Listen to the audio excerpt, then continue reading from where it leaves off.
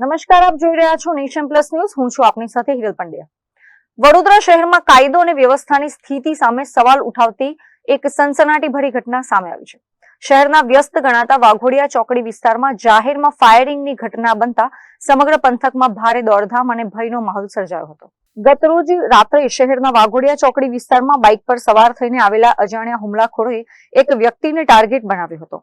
હુમલાખોરોએ આ વ્યક્તિનો ફિલ્મી ઢબે પીછો કર્યો હતો અને ત્યારબાદ તેના પર ગોળીબાર કર્યો હતો.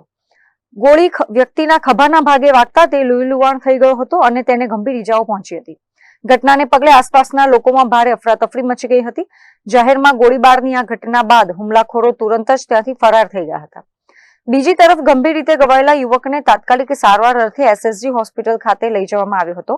જો કે તેની ગંભીર સ્થિતિને જોતા બાદમાં વધુ સારવાર માટે ખાનગી હોસ્પિટલમાં ખસેડવામાં આવ્યો છે.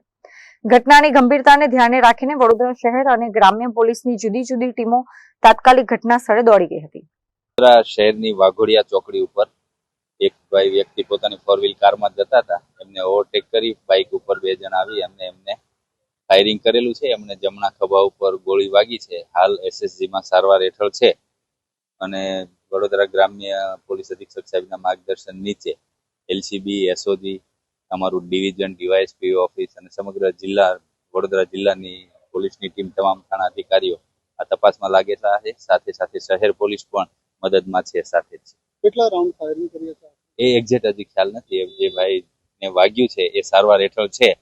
એ જ્યારે થોડા વ્યવસ્થિત થશે અને સ્ટેટમેન્ટ આપશે ત્યારે ખ્યાલ આવશે. હાલ તપાસ ચાલુ છે. સીસીટીવી કેમેરા જોવાની પ્રક્રિયા ચાલુ છે. શહેર અને ગ્રામ્ય પોલીસ બંને સાથે મળી અને આમાં લાગી ગયેલા છે તપાસમાં. કાયદેસરની કાર્યવાહીના ભાગરૂપે એફએસએલની ટીમને પણ બોલાવવામાં આવી હતી, જેણે ઘટના સ્થળેથી જરૂરી વૈજ્ઞાનિક પુરાવાઓ એકત્ર કરવાની કામગીરી હાથ ધરી હતી. અત્રે ઉલ્લેખનીય છે કે આ હુમલો કયા કારણસર કરવામાં આવ્યો છે તેનું ચોક્કસ કારણ હજી સુધી જાણી શકાયું નથી. પોલીસ દ્વારા વિસ્તારના સીસીટીવી ફૂટેજ તેમજ અન્ય ટેકનિકલ પુરાવાઓ મેળવીને હુમલાખોરોને પકડી પાડવા માટે અલગ અલગ ટીમો બનાવી સઘન તપાસ શરૂ કરવામાં આવી છે. કેમેરામેન નવનીત પરમાર સાથે Chirag Patel, Nation Plus News, Vadodara. સમાચારોના સતત અપડેટ મેળવવા માટે અમારી નેશન પ્લસ ન્યૂઝની યુટ્યુબ ચેનલને સબસ્ક્રાઇબ કરો, બેલ આઇકન દબાવો અને જોડાયેલા રહો ફેસબુક, ઇન્સ્ટાગ્રામ અને ટ્વિટર પર.